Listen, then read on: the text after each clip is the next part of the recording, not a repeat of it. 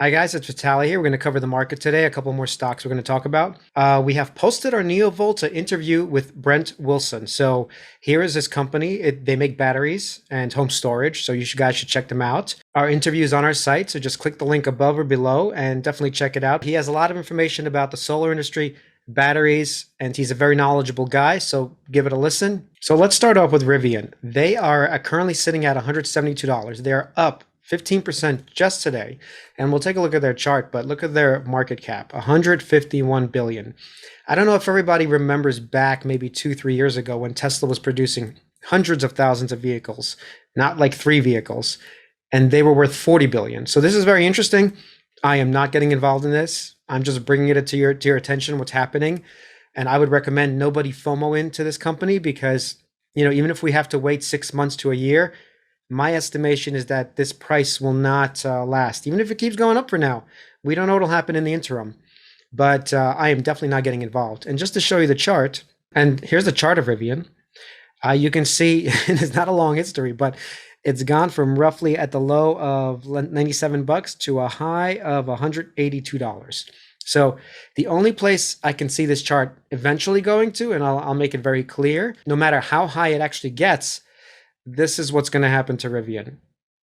I'm even going lower. So I don't know where this will fall to.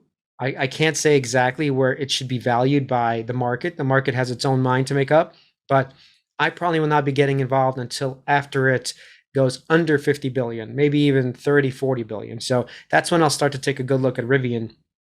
I am not interested at this price. I think it's completely insane. And I know the market can speculate, but people are being very dangerous here because we know that they are not supposed to be valued over here. We know they're not a $150 billion company. This is just something that I believe a lot of us know, but the speculators will do what they do.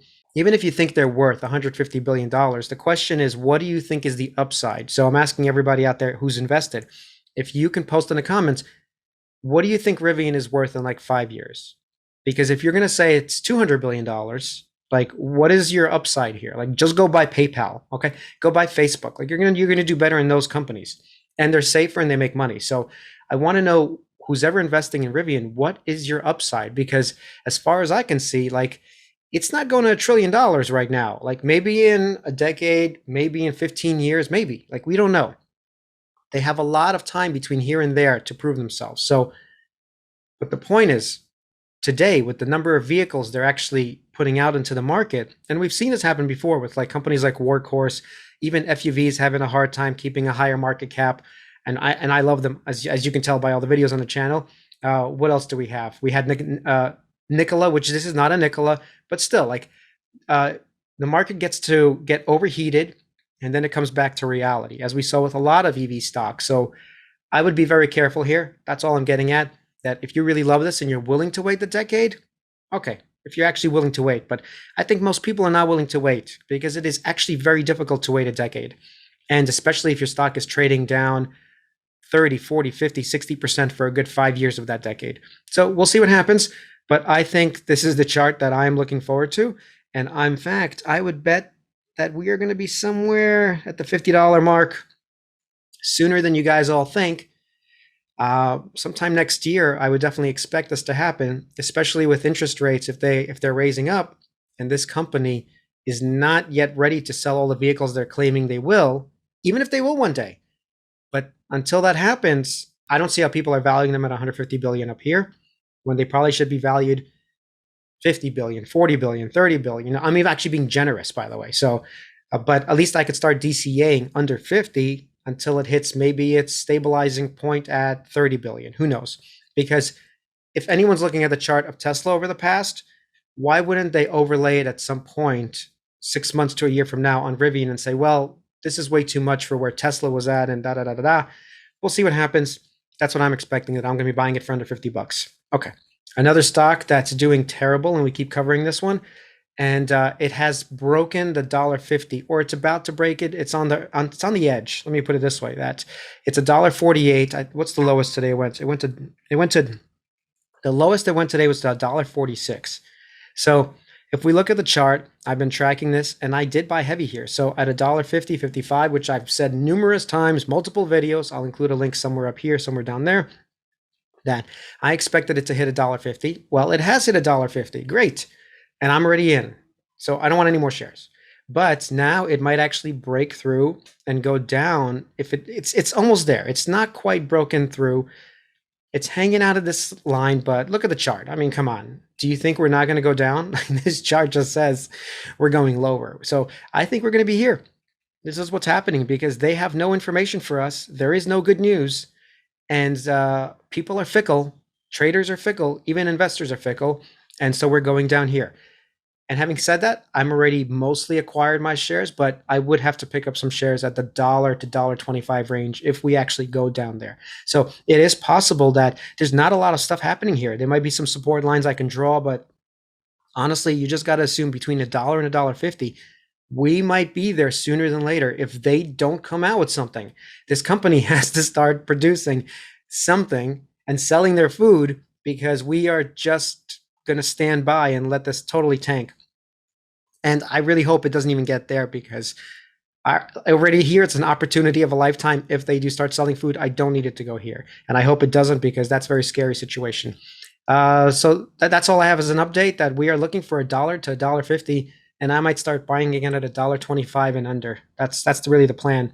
And maybe the majority of the last buy I'll ever do will be around $1, $1.05, somewhere around there. Because it has been here before, maybe. Yep, $1.05 sounds about reasonable. $1.02, as you can see. Yeah, 95 cents even. Look at this. So this green candle, 95 cents. Somewhere at $1 to $1.25 sounds like a good place to buy, only if they're actually showing something for quarter three that's coming up in quarter four.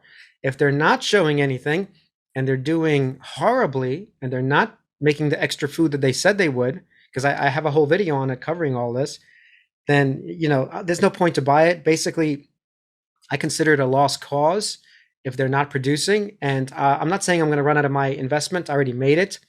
I'm going to wait until next year. So I'm willing to sort of take that risk until next year. But if by next year they're not showing good numbers like quarter four in January, February, and the first quarter, by what is that, April, January, February, March, and the first quarter of 2022, then we have a real bad situation here. So anyway, that's where we're at. We're going down here. Get ready for the bigger drop, everybody. All right, Lemonade. And this one they did have a bit of news and they still tanked. They ran up to like $77 and tanked. They're at $62. Their market cap is at 3.94 billion. Short interest, massive, 32%. One out of every 3 shares shorted. So they are losing money, obviously. It's a growth company. They're losing money. But I actually see them doing stuff. For example, they've just released their car insurance. So it's still bearish. It's not looking great. I'll go to the chart because we already covered this, and I'll include a link somewhere up here and down there again. But I was expecting at some point we might go to the $50 range. So it's the same chart I've probably been showing for multiple months already. And if we break down over here at the $60 mark, which we can, okay, if they're still, once again, they're not making any money, they're showing, and the market's not happy with companies that aren't making any money right now, if you look at it. So they're not going to take this guy just bleeding and losing money. They're going to sell out. Okay. So at some point, this decision will be made by January. Okay. Before January 2022, there's going to be a decision made whether we should go up or down. I honestly think we're going down. I think we're going down to the $50 range. It could be trading in here, but I wouldn't be surprised if we saw $50. Let me put it this way. So today I actually did a buy order. I did a cash secured put for several contracts at $55, and they paid me, I think, $250 a contract. So basically, if I get those shares, I'm buying it at $52.50. So that's a way you can get into this trade. That if you want to be in Lemonade stock, you can do a cash secured put. You can buy a couple of contracts or one even, and basically name your price. So you can do a $50 price too, and you get a little bit less. But I figured 55 being paid $2.50. I get it for around $52.50. Here's the line that I'm going to buy it at, basically right here. Somewhere around there, I'm buying it at $52.50 if it actually goes down there.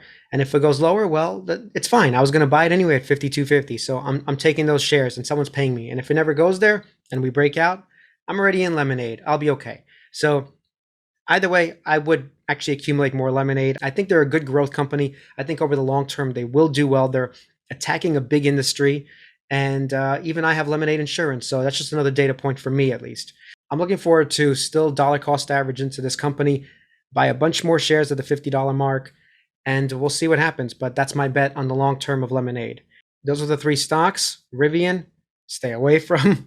Very Good Foods, maybe stay away from, honestly, and Lemonade tanking. So the market's not looking good for these growth companies, guys. So if you are investing in it for the next 6 months, it's probably a mistake because these companies are not going to do well in the next 6 months, most of them, because they're all losing money. Rivian being the exception here, but it's losing money hand over fist. So at some point, I think that's going to reverse too. We have a bunch more stuff coming up. Please hit the like and subscribe and see you on the next one.